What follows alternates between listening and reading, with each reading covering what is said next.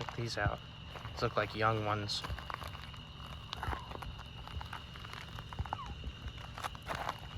Hey guys, it's not a good idea to be out on the road like this. Come on guys. Come on, you guys can't be on the road. Oh, maybe they weren't young. Or maybe they can just fly now. All right, let's keep going.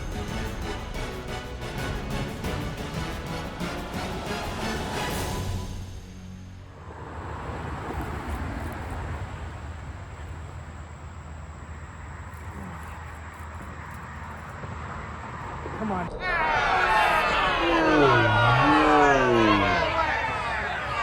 Oh no. It's really pretty. This is a red-breast sunfish. And so there are some males guarding some nests over on the side. So I cast it out here towards the middle and just caught this really pretty one. Really nice. What a beautiful fish. Beautiful colors on it. It's a yellow perch. Pretty fish. This is the ever so common prevalent bluegill. So I have caught 3 species of sunfish just in this little small part of the swamp here. This is a pumpkin seed. This is probably my favorite sunfish species. We don't have long ear sunfish that range here, but we do have really pretty pumpkin seed. This is a classic big example of one. Beautiful. Well, this was rather unexpected, but not surprised by their diet.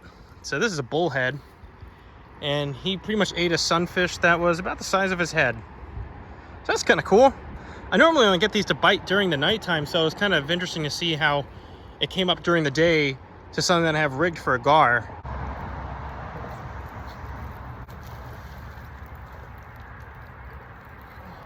I think I got it. I think we got it, guys. Oh yeah, we got it, guys. Hopefully it's a gar. Nope. The bowfin. Really nice male bowfin. There's that black spot there at the end. Beautiful. Let's go ahead and put him back. This one happened really fast, but another nice bowfin, mudfish, whatever you like to call them. I got one. So this was the first one that actually bit some bait today. And it didn't take it long to bring it deep underwater. So beautiful, beautiful fish. So if you haven't seen the video where I talked a lot about the biology of these fish, I encourage you to go back and watch the Swamp Beast video so you can learn a lot about these. What a beautiful fish. There's that characteristic sign there that's a male with that in the back. All right, here's an eastern box turtle that Isaiah and I just found on a walk around our neighborhood this morning. Scientific name is Herping carolina. These are relatively common in the eastern United States. They're omnivorous, so they'll eat anything from mushrooms and other kind of fungus to earthworms, and they've even been found eating carrion on the side of the road from deer, which is rather interesting.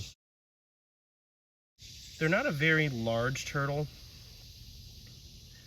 but a very adaptable species. This one looks like it's pretty old. It's got some damage on the front of its shell there from probably during the heat of the breeding season. Really pretty. They typically live in a bunch of different kinds of habitats, but they tend to like more the lower areas like this. They are land dwelling. They can go in the water, and they do often search themselves in very low water or muddy areas. And they're called a box turtle because it's one of the only turtles that can completely tuck itself inside of its shell. It's super hot and super humid out right now, and I promised that I would continually bring you guys cool content, and I brought you guys this today. Check this out.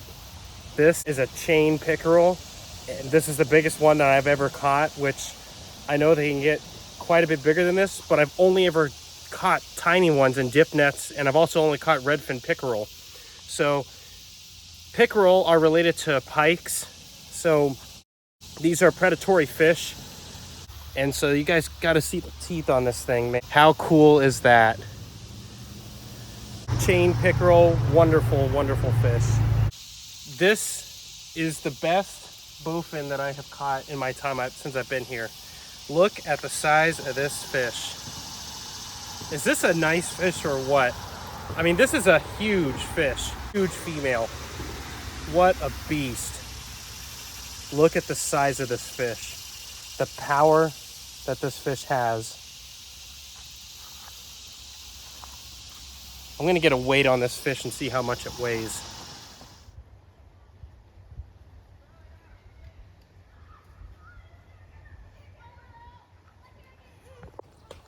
Check this out, guys. Right here is Ophriotes astavius, the rough green snake.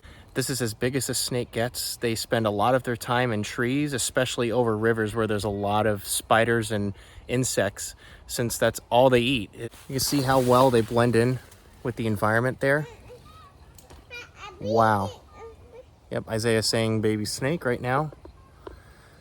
Really beautiful. Isn't that cool? Isaiah, what do we got here? What do we got here, huh? Rough green snake.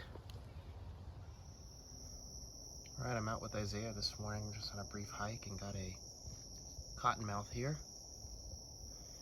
And it's kind of hanging out by this shallow pool here where all these fish are trapped.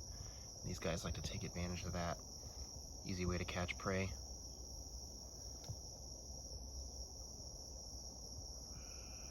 And this beautiful big gator here, about 8 to 10 feet long, I would say.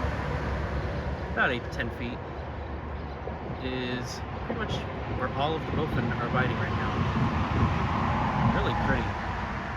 It's cool to see these this far up in South Carolina. They're certainly not as common this far as they are south of here. All right, here's the first thing that I just cruised. This is a really beautiful eastern glass lizard. So this is actually kind of an interesting learning point. Here's our eastern glass lizard. Now you might be looking at this and wondering where's its legs. This is a legless lizard, doesn't have any legs. And actually where its cloaca is right there, this whole half of its body breaks off and can break into multiple pieces, and hence the reason why it gets its name, the eastern glass lizard. Green colors that it has, green and kind of bluish colors. So other interesting facts about this glass lizard here, they're unlike snakes, which snakes cannot blink or have eyelids, lizards do, as you can see that there. And then also the last prevalent thing there, that last hole that's left of the eye there is its actual ear slit there, and snakes do not have ears. So this is just really a wonderful example of really beautiful specimen, really, really nice one. I've actually never found one that was this pretty before. All right, this wonderful snake here is called the eastern mud snake, Franchia abacura, primarily living in swamps, and all they eat is aquatic salamander species like amphibians and sirens. This is really cool to find these. Oh, nice, right there. There's a scarlet snake right there. Let's take a look at it. Here's the northern scarlet snake. This is a snake that belongs to its own genus called Semaphora. This is a lizard egg eating snake. They spend a lot of their time underneath ground. You can see they have that shovel-like head there. This is kind of an average size one. They get quite a bit bigger than this, but probably no more than about 2 feet long is about the most you'll see these guys at. Pretty common. You can distinguish this from the scarlet king snake, not just from its head, but the most prolific fact is underneath its belly. The bands do not go completely around, and it has that white belly. So 2 different species, or 3 different. You have the northern scarlet snake, which is this one, the Florida scarlet snake, and the Texas scarlet snake. Dwarf water dogs, and the South Carolina sandhills, and a small black creek. The smallest Nectarua species. There's some Eurecia larvae that's in here as well, but you can easily distinguish dwarf water dogs with their kind of square-like head, that white belly, and that paddle-like tail that they have even as adults. But these are not adults. These are, what, probably sub-adults to large juveniles. So super cool. See that square head.